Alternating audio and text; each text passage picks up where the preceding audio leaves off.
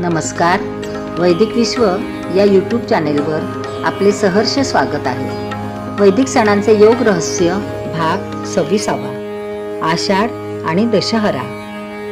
आषाढ शुद्ध प्रतिपदेला दशहरारंभ होतो. यावेळेस गंगेला हिमालयातील बर्फ वितळण्यामुळे भरपूर पाणी येते. हे बर्फपुराचे पाणी 10 दिवस सारखे वाढत असते. दशेंद्रियातील इंद्रिय भाव हरण करण्याचा कालावधी म्हणजे दशहरा होय. दशेंद्रिय भाव हरण झाल्यावर गंगामृताला काय कमी आहे? भगीरथाचे प्रयत्नाने गंगा भागीरथी आकाशातून उतरून महादेवाच्या जटात सामावली जाते. पुन्हा भगीरथ महादेवाची प्रार्थना करतो, कारण त्याचे 60 सहस्त्र पितर पाण्याशिवाय गंगासागराखालील पाताळात तडफडत असतात. त्यांना गंगा जलाने जीवित करायचे असते. महादेव प्रसन्न होतात. शिवशिरावरून गंगा गंगोत्तरीद्वारे पृथ्वी तलावर येते आणि तेथून आपल्या किनाऱ्यावरील आर्तजनांना संतोष देत देत ती गंगासागराला जाते. तेथे ती 60 सहस्त्र सगरपुत्रांना पावन करून पावनी नामाने विख्यात होते. दशेंद्रियाचा ताप हरण करणारा तो दशहरा. यासाठीच आपल्या कुकर्माने विख्यात झालेले पंडित जगन्नाथ या पावनीच्या पात्रात दर दिवशी गंगा लहरीचा एक अध्याय करून गंगेला अर्पण करतात. 10 दिवसात 10 अध्याय पूर्ण करून गंगा जगन्नाथ पंडिताचा दशहरा करून त्यांना आपल्या पात्रात पावन करते. भगीरथाच्या प्रयत्नांना यश आल्यामुळे त्याचे भगीरथ प्रयत्नाप्रित्यर्थ दशहरा समारंभ उत्साहाने साजरा करतात. दशहऱ्यात जगन्नाथ पंडिताचे संस्कृत काव्य गंगा लहरी 10 दिवस वाचले जाते. त्या अगोदर काय वाचत असत? त्या अगोदर भगीरथ प्रयत्नांचेच कौतुक होत असे. भगीरथ कथेत काय रहस्य आहे? भगीरथ म्हणजे आटोकाट प्रयत्न करणारा साधक.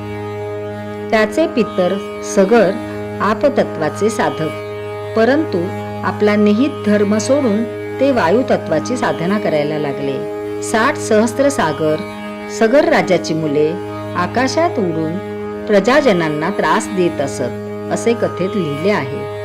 त्यांना कपिल महामुनींचा शाप मिळून ते 60 सहस्त्र सागर दग्ध झाले. सांख्य तत्वज्ञानाचे म्हणजेच योगशास्त्राचे जनक कपिल महामुनी.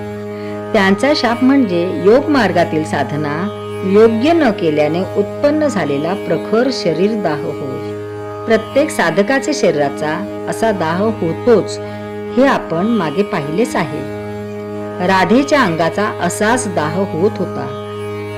ज्ञानेश्वर माऊली म्हणतात, चंदनाची चोळी माझे सर्व अंग पोळी, कान्हो वनमाळी मज भेटवा का. मीराबाईच्या अंगाचाही असाच दाह झाला होता. मीराबाई म्हणतात, राणाने भेजा विषका प्याला, पीबत मीरा हासी रे. साधकाच्या 60 सहस्त्र नाड्यांत म्हणजे सगराच्या 60 सहस्त्र पुत्रांचा असाच दाह होऊन ते भस्म झाले. त्यांना पावन करण्याकरिता गंगेची आवश्यकता होती.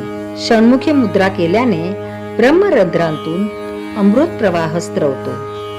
त्या स्त्रवाने साधकाच्या शरीराचा दाह कमी होतो. आकाशस्थ गंगा म्हणजेच हा ब्रह्मरंध्रातील अमृत प्रवाह होय. त्यामुळे सगराप्रमाणे साधकाच्या शरीरस्थ 60 सहस्त्र दग्ध नाड्या शांत होतात. या साधना अनुभवातील रहस्य भगवान वेदव्यासांनी भगीरथ कथेच्या द्वारे सुरक्षित ठेवले आहे.